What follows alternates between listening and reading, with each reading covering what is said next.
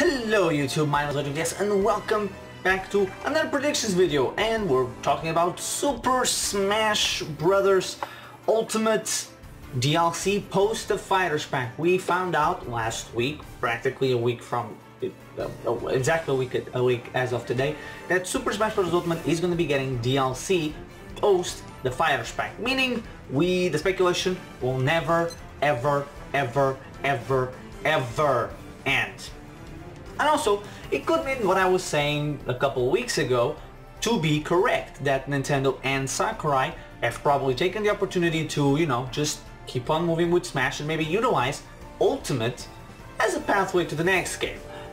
Super Smash Bros. Ultimate already began as a follow-up to, as a port of Smash 4, and then development continued from one to the other, so I could see them continue on with this one for the next Super Smash Bros., assuming there's another Smash Bros. And there's not just Ultimate ported over and DLC keep on going. Maybe, I don't know. So last week we got the announcement that we're going to be getting DLC post Fighters Pack 1. We don't know how many characters there's going to be and when it's going to be out and how many characters or how things are going to work, but we can assume a few things. The first thing we can assume is that it's not just going to be a Fighters Pack 2, and I mean that because they announced it just as Fighters Pack now in Fighters in development. At the bottom of the screen it did say that that would be sold separately, the characters, but that really doesn't mean much because even the Fighters Pack characters are sold separately. They didn't announce it as Fighters Pack 2, so meaning they probably don't have figured out how many characters they want or how many characters they're going to do. My opinion right now is that we're going to be seeing a combination of Smash 4 and Smash Ultimate when it comes to DLC. I think we're going to get characters that are largely independent of we're going to get a Fighters Pack and characters that are largely independent of that Fighters Pack. I could even see them doing special packs of characters combined, because some characters could come in but not bring anything. For example, I will be talking about some of the characters I believe are going to be part of the next wave of DLC, be it in this year of 2020 or stretching out to 2021 and maybe even 2022. So I believe we're going to see the combination of those two. Why do I believe that? For one of two things. First one is that before the game launched, when the game was unfortunately leaked, we had about 30 slots, 30 characters or 30 dummy slots being included in Super Smash Bros. Now, I've heard both reports that this game or that these slots included unique costumes outside of characters themselves, so it's unclear if it would be 30 characters or less. For example, if it was including 30 characters, then it means that as of right now, of today, we would still have 25 slots to fill, because we've had four characters from the Fighters Pack plus Piranha Plant. But if it's 30 slots with the unique costumes in mind, then we have a few more, because Hero would not count as 1, it would count as 4, Joker would count as 2, so that would bring just these two would make the DLC counter higher than 5 and bringing it to 6. Then you add Piranha Plant, Terry, who might include a female version, which would maybe include 2, so that would bring us just on this to 9, then Banjo-Kazooie, and that's it. Yeah, that would just on the Fighters Pack characters right now, we would already have spent 10 slots, leaving 20 to go. And again, that's non-counting characters with possible unique costumes.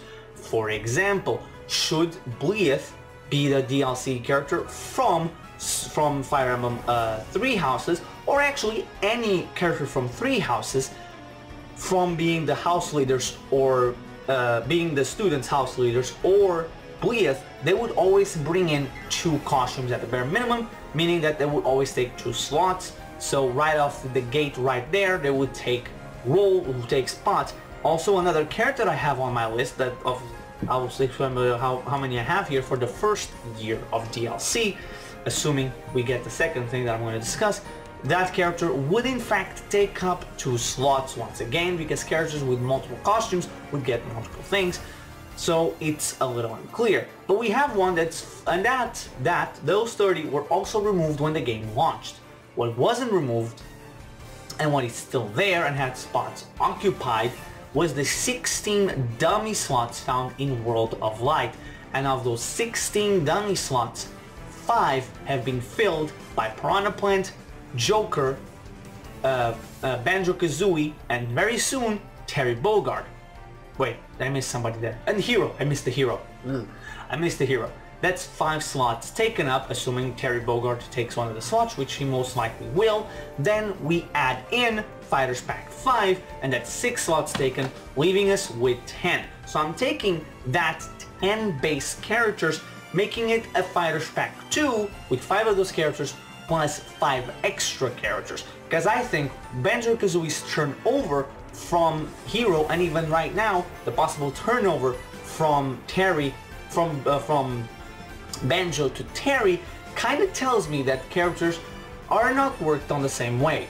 For example, I would argue, and I would think that the Mementos and the Yggdrasil stages took longer to make than the Banjo-Kazooie stage. Although all stages have a crap ton of work going into it, both Mementos and Yggdrasil look like stages from those games. Just ripped straight from those games, and even the art style is straight from those games. Plus, Mementos does have a minimum, but still pretty big gimmick. Wait, okay, thought I was gonna have to stop the video right there because I thought I heard a phone ringing, which would have completely ruined the vibe of this video. But anyway, where was I? Oh, right. And Banjo-Kazooie, although the stage is pretty cool and it looks like something that would be in the game. Okay, so there was an interruption, but not because of a phone, but because the camera just cut off for no reason. As I was saying before the interruption, Banjo-Kazooie stage, although it looks really neat and although it looks like something from the game Banjo-Kazooie, it's also a stage that, environmentally speaking, it could have been from a lot of games, and it had already assets from within Smash Brothers. I legit could have told me if they told me like they just took parts from Xenoblade, the Xenoblade stage and other stages would have grassy areas. I could believe it in mountain areas too. So although it's a really cool stage that looks like the level exactly like the level from Banjo-Kazooie, the art style itself is not something completely new. That's what I mean. You know, I don't know if I'm making myself come across well or not, but still, that's what I think. So even then, utilizing that possibility, even the stage from Mr. Terry Bogard looks to be very similar. From what we've seen, I don't think the stage is going to have a defined gimmick. It looks like a walk-off stage. I'm just going to say this right now.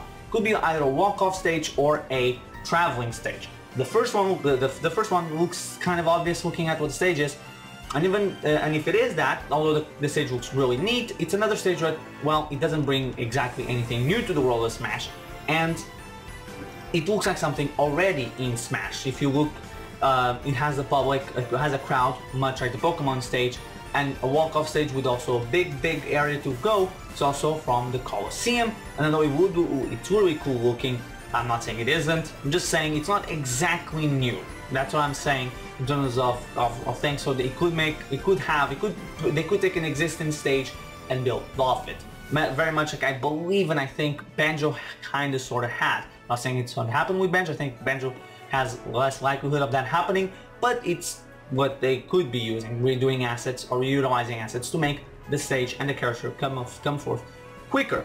I also looking at the turnover from Banjo and from Hero in terms of the time that we waited, makes me believe that characters without a stage or a stage that already is not exactly completely new, that has one gimmick, but the gimmick is not exactly, although the gimmick is new, in the case of Spiral Mountain, a lot of the assets utilized could have been taken from other stages, makes it a quicker progress of development. That's obviously me talking completely out of my ass, but it's something that I'm going to utilize for the rest of this. So I'm taking characters that I don't believe are going to bring in any DLC or any DLC stages, or could bring no DLC stages, as a basis to explain why I think we could get up to 10 characters in the upcoming year and a half until February of 2021. because we already have 6 characters. When you think about it, DLC by February of 2020 is 6 DLC characters if we include Piranha Plant. Then we'll get back at Smash 4, and between launch in November of 2014 and February 2016, almost exactly the same as Super Smash Bros. Ultimate, but Ultimate released, I believe, a week or 2 later in terms of calendar year than Smash 4 for the Wii U. And yes, we have to count the last release date for Wii U. They could have worked on Mewtwo after the launch of the 3DS, but still the Wii U was still kind of there, weighing the game down into the development and where the whole team could be working on. So, taking that from launch of the Wii U until the Wii U version until February 2016, we also got 7 characters in the DLC in Smash 4. Now you could say that a lot of those characters reused assets. Lucas was basically entirely on Ness and utilized a lot of Ness's special moves, so he was already wearing the game. Roy basically, he was based on Mr. Marth, and Cloud could be said it was based on Ike. Ryu wasn't, but he also could say like he's a brawler. A lot of his moves are already in the game somewhat, so they just have to utilize it. The same thing can be said for the DLC this time around. Clearly, Hero was based on Link. Joker was also probably based on a sword wielder. In terms of basing him off, Banjo-Kazooie, maybe Donkey Duo. I'm just spitballing here. I have no idea. So I'm gonna go with 10 characters launching, and I could even see many of them coming out at the same time because they might not bring a stage. So characters that I think could come out and not bring a stage are Geno, which I think is going to be the first character announced, and I could definitely see it being announced at the Game Awards and announced at the exact same time of Bleeth, another character I think could come in. And I know people are like, oh, another Fire Emblem character. But again, I've said this multiple times, does it really matter if the character... I think people way too much where the character comes from or what the character is, and not who the character is and what the character does. That's the thing that I think that's my main problem with a lot of people when it comes to predictions and talking about stuff. I would think that Geno and Bleeth would be a good pair, and the perfect opportunity to announce a Fire Emblem character without having too much backlash from the fan base, because, hey, it's Geno coming into Smash Bros. And obviously I think these 2 characters would bring in songs. Geno would most likely bring 2 songs like every other Sword character has, and then Bleeth would bring whatever songs Sakurai and his team would like to see from 3 houses. Then another character I could see coming out, mostly I didn't think this character was going to happen, honestly, until very recently, well, until about a week ago, when we found out more fighters post Fire Pack, and Xenoblade Chronicles, the definitive edition. So I'm guessing, and I'm hoping, and I'm kind of guessing that Fiora is going to be one of the characters we are going to be seeing in Super Smash Bros. Ultimate DLC post Fighters Pack. It made sense, it's a promotional pick for sure, but Xenoblade Chronicles already has a stage, already has music, so she doesn't have that much going for her. She could have 2 costumes, and I'm not gonna say what one of them is because it's kind of spoilery, but it would be cool to see her, and I think she definitely has a shot nowadays. Other characters that I could see coming in without the stage, I guess that's it. Because everybody else no, there is one, and it's Pokemon. You know, Pokemon doesn't really bring new stages anymore, kinda like Incineroar did not bring a new stage. So I'm guessing the new Pokemon from Generation 8, be it whoever it is, they decide to choose, most likely will bring songs from the new game whenever they would come out. Then we have the characters that could come in, and obviously would come in with a stage. So first I chose some first party characters. The first one, Rex, and most people are going to predict Rex, and I myself predicted this at the beginning, are going to say Rex and Pyra. But I changed a little bit of the game by saying Rex, Pyra, and other blades. I don't think Rex will come alone, Jesus, just with Pyra. I don't think it's going to be that way, because Sakurai likes to stay true to the games. That's why Shulk, incredible potential in competitive play, has the 5 Monado arts. And it was so hard to implement because he needed to have the Monado arts. So what I'm guessing is that Rex is either going to come out with a couple of things. Either going to come out with 3 blades alongside Pyra / Mithra, because I think they're going to be costume swaps of one another. I don't think they would be differentiated enough, and they're not differentiated enough in Xenoblade Chronicles 2, as far as I remember, through the gameplay to justify them being different blade slots. So he's either going to bring 3 blades, with Rex and Pyra and Mithra being one of them. So they could bring in Rook or insert spoilers here, and now I'm not meaning the final form of that other thing, I'm including that other thing. But if not that, Rex could come in with Pyra and Mithra plus 4 extra blades to represent the extra team members from your team in Xenoblade Chronicles 2, with maybe Dormark, Bridget, Pandora, and Poppy. All of them play differently in the game, all of them have different art, so we'll really need to see, and even in Smash they probably could play different. The only characters that could play similar would be Pandora with Mithra and Pyra, mostly because they both use swords, but even then they could use very differently, because the Aegis is a one-weapon sword, or Mithra and Pyra are just one weapon, one-handed sword, while Pandora's blade is a two-handed blade. Problem with this idea, this scenario for Rex, is that he would require a lot of work, because it would have to be basically 3 to 5 different movesets. But hey, it's Sakurai, the guy's a workaholic, and he really likes to represent franchises basically to a T. So I wouldn't be surprised if he actually did. And also, Rex could become the first character in Super Smash Bros. To not only have 5 different Final Smash, because I think the Final Smash could change with each blade, making it their ultimate blade attack, or the combo and special attack. Or it could be but also have like a crap ton of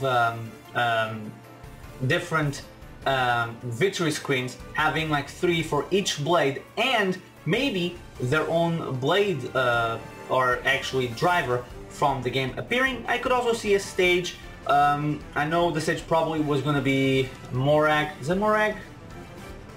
Really right now drawing a blank on all the areas of the game. I would really like that.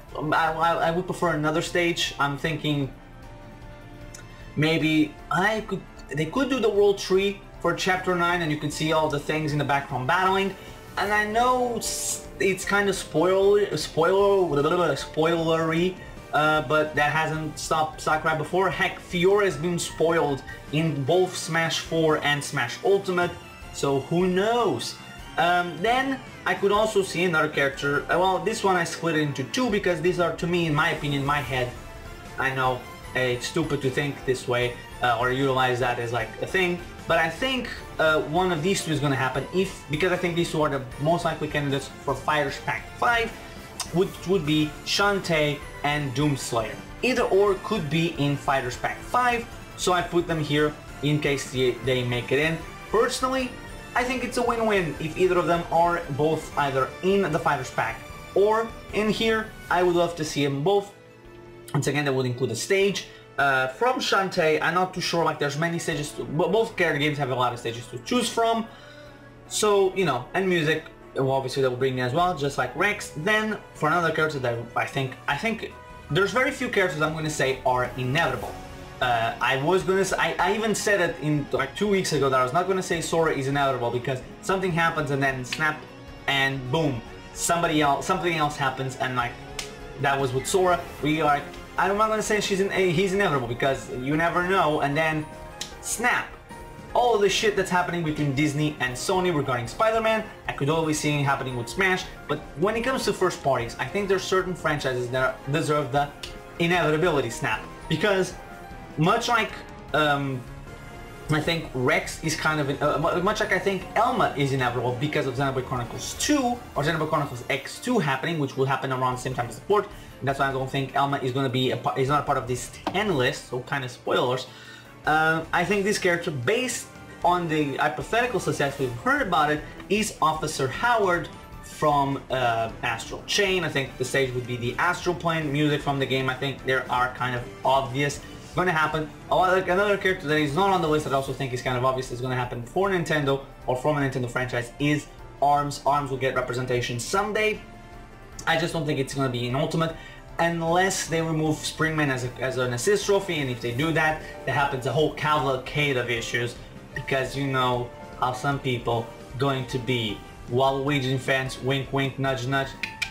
Just saying, Waluigi fans will be the first ones to attack people or go after Sakurai if he removed Springman from assist trophy to put in Springatron, for example, and make him a playable character. And you might ask, why can't they bring somebody else from ARMS? It's just how Sakurai does. Sakurai normally goes with, if it's a series with a determined cast, he's gonna bring in the protagonist first. So for example, Gino, although he is basically he's a Mario character, he's the mascot and the main character of his game and of his franchise, already is in Smash, so he can definitely be in. He's not a new addition. Same thing with Bleeth, same thing with Fiora. They're not main characters per se, quote unquote, or the mascot. Well, Bleeth kind of is the main character of Three Houses. You still get them as characters in here because they're part of A, an ensemble cast, and B, basically ensemble cast, well, depends, but their mascot / main protagonist of their series already are in the game, so they can get in. So I guess that will be the thing. Like Springman would definitely be the first ARMS character to get in, then everybody else could get in theoretically. Then this is more of a wish list, and I really want it, and I think it might happen if the port happens, and it's Wonder Red from Wonderful 101. So another cut there, sorry about that. So I said Wonder Red, right? Yeah, I said Wonder Red. I do know this is very unlikely. It's the most unlikely, well, second most unlikely character of this list. Get ready for the vinyl one. But I could definitely see it happening. It's just a character. I think 101 is going to get a second life on the Switch. If it comes to Switch, which I think it is, it's going to not only do well on the Switch, it's going to do pretty big. I think it's going to be I think it's not going to be massive. It's going to be very much bigger than it was on Wii U, which is not difficult, but I think it's going to be surprising a lot of people how well 101 could do. And I think I just want Wonder Red in the game. I just want him in. Please, Sakurai, for me, come on. Then I could definitely see, if they're not a part of Fighters Pack 5, there also a possibility would be a Monster Hunter character or Resident Evil character. Either or, I can see Leon Kennedy being the Resident Evil character, but I do believe Monster Hunter has a vastly more possibility of being in, and I could definitely see Monster Hunter game being announced during TGS for the Switch or around the Game Awards. It's a possibility. I'm not saying 100% is going to happen, but I do think that Capcom, if they don't make Monster Hunter Switch, they're losing on a lot of money. And finally, the final character that has a very unlikelihood of being in Smash that I think is going to be in Fighters Pack 2, or DLC, I should say, post Fighters Pack. It's a character that I only think, right now I say that won't happen because they only have an appearance as a skin, but maybe. But if the game does happen to come to Switch, I definitely see them as the character to get in, as a final one of, at the very least, these 10 characters. And that character is Master Chief. I know it's crazy, I know it's unlikely, I know people are not gonna be in. It's a definite possibility. It could happen. I'm not saying it is 100% happening. I do believe that if Master Chief or Halo comes to Switch, there's the possibility increases a crap ton. But until then, it's unlikely, but hey, it could happen. It could happen. But if it's not Master Chief, I legit don't know who. I know a lot of people are saying, oh, why Luigi? But like, they're still an assist trophy. I think the only thing that confirms the character 100% is an assist trophy. Or if there are a costume post DLC. Because there was a difference between DLC before, or when they were planning still DLC, and now. I heard some people say like, Spirit still deconfirm characters because that's, you're playing against the character. And somebody brought up the perfect argument against that. It's Nintendo and Sakurai choosing the character and like, you know what? I've already put a JPEG of that character in Smash, and we have a mock battle against them. That totally represents the character, and that's totally just as good as them being playable. Because that's believable, I guess. That's Sakurai would think that in the game that's all about pleasing the fans. But anyway, I guess that'll be it. And if we do get the 30 dummy ones or get more characters after this, then all bets are off. Crash Bandicoot could also, yeah, if Master Chief is not in, Crash could be it. I don't know, possibility. But anyway, that was my thoughts and feelings on Super Smash Bros. Ultimate DLC post Fighters Pack. Tell me in the comment section what you think is going to happen during the Fighters Pack or after the Fighters Pack, and who you think the final character of the Fighters Pack is. Personally, I think that it'll be Shantae or Doomslayer, and I think they're going to be announced around late October, with the Game Awards having the first character of the next season of the post Fighters Pack DLC. Maybe even more than one, as guessing that they make a trailer bigger than just one character. But anyway, thank you guys for watching. I've been the Wedge of DS, and I'll see you guys next time.